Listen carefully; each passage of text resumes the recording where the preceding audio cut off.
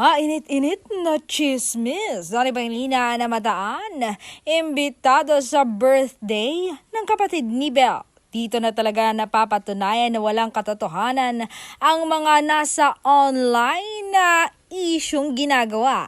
Dahil ang mga kilos ni Donnie at ni Belle ang nagpapatunay na talagang may relasyon nga talaga sila. Ito nga ang chika ng mga marites, mga day-day. Close na close nga si Donnie sa mga siblings ni Belle at ganon din si Belle sa mga siblings ni Donnie.